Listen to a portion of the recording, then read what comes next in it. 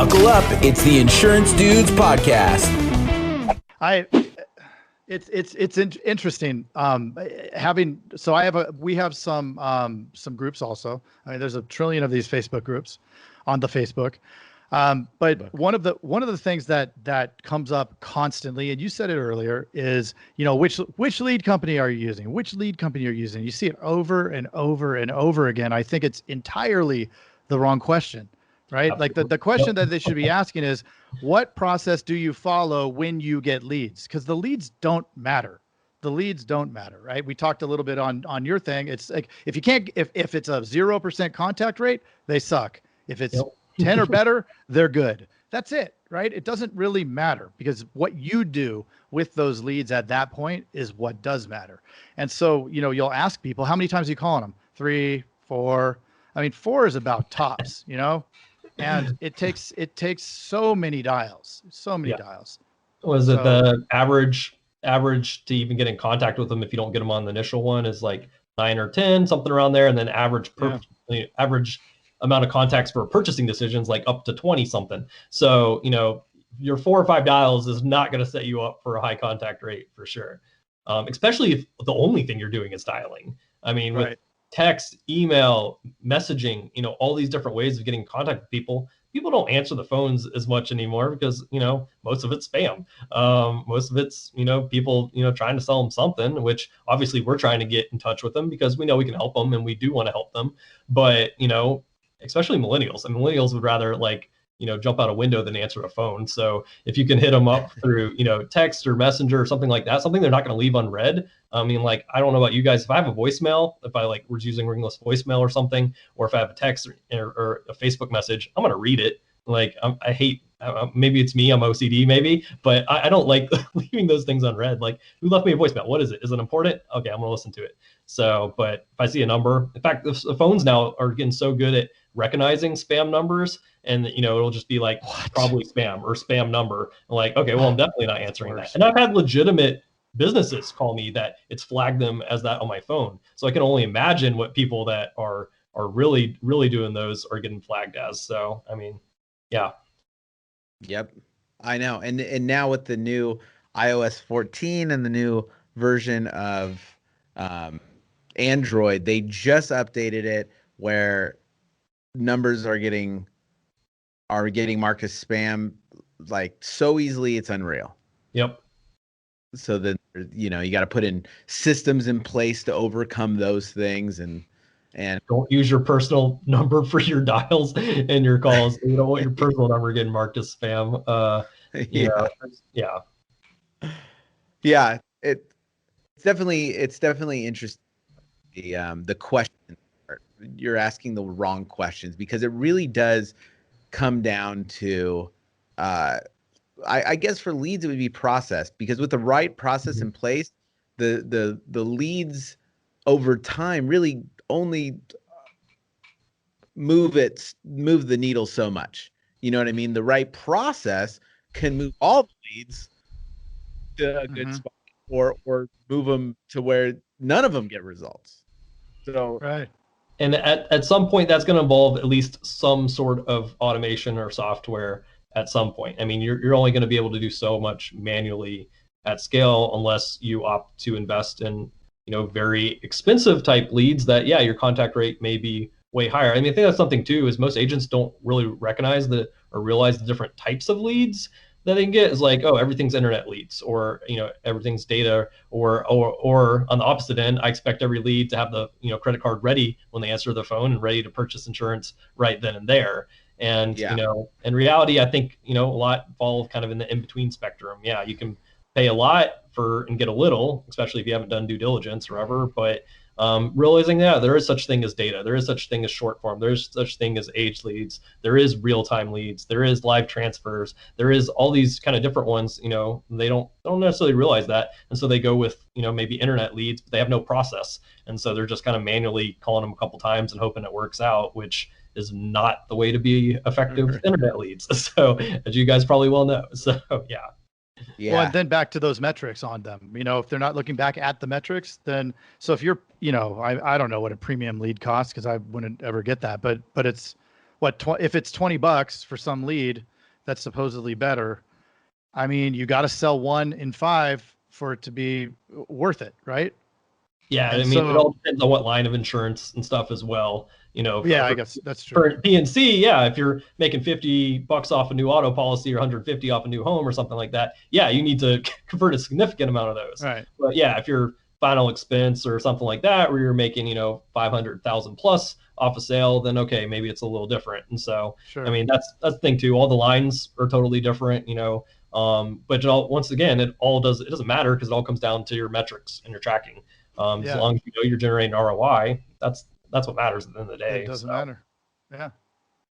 What are some I mean, obviously this year's been nuts, right? So yes. What are some trends that you've seen throughout this across all the different lines of insurance, and what are some ways that people have adapted to it to really crush it? That's a great question, because those discussions have been going on all year in the group and when I've been talking with people, and it's been super interesting. Like life and health, for the most side, has had their best year ever and best record months ever, because everybody's thinking about it and talking about it and concerned about it. And so they're not really having to convince people that, that this is, because, in the past it's been, this is intangible. Like you guys mentioned, really all insurance is intangible. You can't really touch it or ever. But when you see people dying and affected, health-wise with COVID and passing away, and families left with GoFundMes and all that sort of stuff, health and life insurance is on their minds constantly. So they've been doing quite well. I have not so much in P&C, because P&C does a lot of telesales in general, but on life and health, there is a lot of face-to-face focused agencies and agents that's all they did. And absolutely, it's great to sit down face-to-face and be able to read that, but they've had to shift heavily over into the telemarketing side, the telesales side, and or Zoom calls or whatever and stuff. And so for some of them, it's been hugely challenging, especially for these career face-to-face agents that have been doing this for decades or whatever. It's like, well, now I'm supposed to shift over and talk on the phone. And it's been a struggle for a lot. But for some, they've adapted and picked that skill. And now, once COVID kind of slows down and stuff, they have both skills. They can sell from the home, they can go face-to-face. They have the options there at least. And I think for a lot of the agents that have always done telesales, I mean, they were almost, is like Christmas to them, because they're like, I've already been doing this. I'm already good at this. I didn't have to change anything. And now I'm getting much higher contact rate, much more people interested. I'm selling a bunch more. And I've had this skill that, now is translating. On the P&C side, I think a lot of them did, take hits a lot during this year, or at least initially during this year. Some people just view it as an expense rather than really peace of mind and having the proper coverage when things eventually at some point do go wrong. And then especially the commercial side, businesses really slowed down on everything and looking at expenses once this went down, because a lot of them, like, can I even keep my employees? Is my business even able to stay open? You look at restaurants and all these things that, were shut down or had to hold up. And so, commercial agents had a tough time. I think it is shaken back a little bit now, but initially it was pretty rough. I mean, we had one agency owner come into our program. She had gone 4 months with no new business on the commercial side, and just had some, a little bit of renewals coming in, but office was in a mall, and the mall was shut down to COVID, so she couldn't work out of her office, and let go of her office admin she'd had forever, and sitting at home like, can I even keep my agency open or ever? And we helped her out a little bit. Now she's got like 4 producers and office admin back and is doing quite well now. But I think a lot of agents ended up in that position. It was, especially if they were hit pretty hard, like, man, how long can I do this? How long can I survive with this whole, how the industry's changed, or if they've refused to adapt. And that's another thing, just refusing to adapt. I mean, this industry, you got to be a little flexible and adaptable. And whether that's a new software, a new technique, new, whatever it is, you got to adapt and kind of, that's just business in general, I guess. Yeah, anything. Yeah. I mean, you know that times are going to change. Bob Dylan said so. And so we have to be, well, never mind. I guess I've heard the name before. You don't know that. I'm pretty sure. Come on, you got to be kidding me. But honestly, if you're not able to move and change and do these things, like, I mean, look, I'm 90 and all of a sudden I learned how to do internet leads, and now I look younger. Yeah. So But really it is. I mean, I at one point did say they suck. I did all that, and it's true. It's all about the process. And usually it is, when things go wrong, it's going to fall on the shoulders of the agency owner, and whether they can look at themselves in the mirror and accept that responsibility. Some folks can't. They want to point the finger. So if we could break through with anybody on anything, and I know you talk about it with people too, it's like, look, responsibility. It is what it is. If they change the commission structure, if they change it, you got it. There's nothing you can do about it. But hanging out with 5 people that are also complaining about it is going to get you nowhere. It's going to bring you down. So run. Locus of control, right? External locus of control. Everything happens to me. I know I can't. Hey, the leads are bad. I'm just at a bad agency. I don't have the right dialer system or whatever. Like, that's why I'm not successful. Versus the internal locus of control. Like, I'm in control of how things work out. And and the people that have that mindset and that focus are the ones. They're the top 8%. That's another thing they have in common. They're the ones that know they control where they're at in their destiny, and they're putting that work, the time, building the connections, all that sort of stuff in, and they reap the results out of it. When you have that like everything happens to me mindset, this industry is going to be real rough for you because it really does come down to you at the end of the day. And a problem for every solution. Yeah. Say what? Sorry, I cut you off. I just said a problem for every solution. Yeah. It's just like, stop. I mean, that's the other thing you hear every day too is, and there's not too much you can do about it. If you don't have the right mindset at the very beginning, and I know you guys were talking about that on Monday, is nothing else really is going to matter. I mean, you can have all the, the best systems and processes and everything, but if you're already going into it like, I'm probably not going to make it, I'm probably going to fail, like, oh, I should probably go ahead and start looking at other jobs and other stuff like that, you already have failed. Like, you're not going to make it when you have that mindset. It all starts with that. So that is, no matter what, like, that is the number one, as Craig and I have put together some trainings and stuff. And we've interviewed everybody and all the data that we have. The number one thing is the mindset. Mm-hmm. Where there's a will, there's a way. And that's what the most successful people in the world in doing other industries, as we've talked, that were incredibly successful. It's just a different mindset. So it always starts with that. Like, that's the first thing in any training, even if you're training your team or anything else, it's all starts with the mindset, like, hands down. Because without that, there's no ground to stand on. Well, and we're humans. We're going to get down. You're going to have a bad day, and then you're going to get on your pity potty and do that whole thing. But if you're in the training, if you're around other people that have the proper mindset, then you're going to get it. You get out of it and you're able to move. You're about to say something. I can see this grin on your face. You set the timer.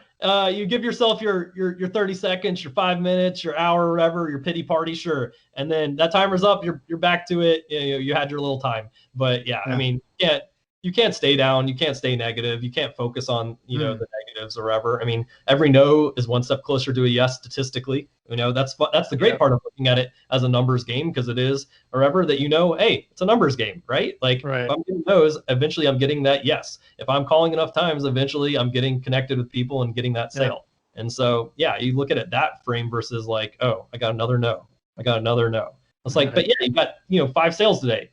Yeah, but I got 8 no's or 20 no's or whatever. It's like, does it matter? Like, you got the 5 sales. So you're always gonna get a ton more no's than yeses. And I always say it's not how you handle the yeses, it's how you handle the no's. The no's take you to the yeses, and if you can't get through the no's, then you can't get to the yeses.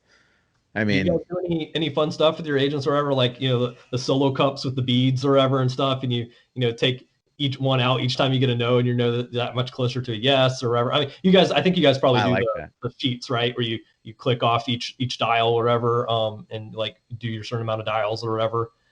They just take a knife and 1, 2. After a certain amount of no's, I don't think that's going to be the most effective way of doing it. It's like, I can have 10 no's a day, and then they can see, it tells them, they know, and at the end of the day, it's just, they just know what they need to do. They need to be on the phone for 4 hours. They need to do 100 dials. They need to take a bunch of transfers. They need to quote 10 households. I mean, anybody that is looking at their people and they see 3 quotes, I mean, dude, ain't going to happen. Like it is not going to happen, So it's like we look at this. Oh, I want to write 200,000. Okay. Well, guess what? You got to do a whole lot of stuff over here for that to happen. Don't even look at that number. That number doesn't matter because that number is just a symptom of doing these things, right? It's the result that you get from that thing. And that leads into the other thing, like mindset. You're right. It's absolutely the foundation, the first thing. And if they don't have the right mindset, I mean, there's not much you can do after that. Or if you're an agency owner with don't have the right mindset, it's not going to go too far or ever. And so that's one of the first things we typically focus on. And then the next one's what you're talking about is those agents knowing their metrics and what they need to do and what their goals are and what they're trying to hit. And so that roadmap and goals and metrics and tracking is the next thing. Because, I also talk to so many that like, oh yeah, what's your AP goals this week and this month? When are you looking to bring on producers? What are your, metrics for tracking this or whatever? And they're like, I just want to sell a bunch and grow a big agency and be really successful. It's like, well, that's not really a plan. That's a hope and dream. Like, what are you doing to get to that point or ever? What's your roadmap? What are you measuring against every day and knowing what you're shooting for? And a lot of them just don't have it. And so you can't hit what you don't have. So, I mean, and that's frustrating from a producer side too, as an agency owner. If your producers don't know what they need to be doing and what success metrics look like for them, then they're also going to struggle. And that's not fun to not know how you're being measured or, what success even looks like. So, yep. So David, what would you say? That is a bunch of hot knowledge nuggets dropped all over this episode. Dropping from 40,000 feet. It is unreal. Just hot knowledge nuggets.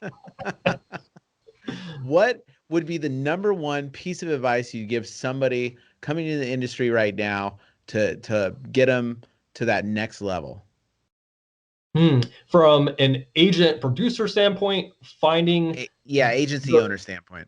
Agency owner standpoint. Okay. Yeah. A new agency owner coming in, finding the right program or coaching, mentorship, whatever that is, that's going to help you avoid all those common mistakes that, beginning new agency owners potentially make, and really keep you on the right track with the right mindset, the right goals, the right framework for getting you to where you need to go. And not letting you, because you guys, probably from when you were new, even though you guys probably had good uplines and trainings and stuff, but a lot come in and it's like, well, now I'm going from producer to agency owner potentially. And now I'm in charge of a lot of different, get people on the phone and sell them. Now I have to do hiring. Now I have to do, all the costs. I have to do HR. I have to do all these things that all of a sudden, like, they're overwhelmed and they just don't know what to do. And so having someone be able to like, oh, here's the roadmap, here's step 1, 2, 3, 4, and here's how you move along that is huge. And that would probably be my number one thing for new agency owners. It's not always about the contract percent. It's not always about, the lead source. It's really about having someone and avoiding those mistakes in the first place and having someone be able to help lay out that roadmap for you. And I think that's the quickest way to accelerate, to jumpstart, that process as a new agency owner. Jumpstart go. Right. where can they can hook up with the group? Just you can type Jumpstart or marketing for insurance agents in the Facebook Google. It's literally the name, Marketing for Insurance Agents by Jumpstart Go. So there you go. And we went with a very simple name. It worked out great. And if you are listening, we encourage you to go over to the YouTube channel, subscribe, and then put in the comments whether or not he looks like Jon Snow. Oh, my hair's I think Mr. David Denning does look like Jon Snow. I would say what is it like north of the wall? Cold, which is why I'm in Florida. So pass. Exactly. Well, awesome. Thank you so much for coming on. Well, definitely going to have to bring you back on down the road. And you just dropped another knowledge bomb in our group as well. So you guys are welcome anytime, of course. Awesome, man. So many knowledge bombs. Thanks so much. Hey, Jason. Yes, Mr. Craig. That was another awesome episode, wasn't it? Mm-hmm. Well, if people want to get a little bit more action and learn how to do write 100,000 in premium off of even the worst internet leads, where could they go? They can go to live.teledudes.com. Ooh, that sounds exciting. Are we going to be there? Yes, it's a weekly call that we're doing right now it's live, and it will show you the process. The entire process is super awesome. I love it. Let's do it. Let's do it. Sign up right now, live.teledudes.com. Live.teledudes.com. That's live.teledudes.com. Hey, Craig, there's a new community that we are starting that I cannot wait to tell everybody about. It is our live texting community where you and I are going to answer people's questions and give them free content, right? Are you kidding me? We get to talk to them? Yeah, which is awesome, but they have to opt in. They have to text us at 520-214-2219. That's 520-214-2219. Nice. Craig, are you going to respond to these texts? I'm going to respond to them for sure. Live. I'm into it too. It's going to be awesome. And it's going to be our new texting community where we're going to get back to everybody that we can and drop some crazy content, free content, and free the calculator that you just came up with. That's right. The calling calculator, sales material. I mean, everything for insurance agents. This is it. It's the best texting community out there for insurance agents. Well, what the heck is that number again? I can't remember it. It's 520-214-2219. That's 520-214-2219. I love it. I'm going to text it right now. 520-214-2219. All right. I'll see you later, Mr. Jason. Bye, Mr. Craig. Wait, do they even listen to this on the radio anymore? I love it. I love it. Nice. All right.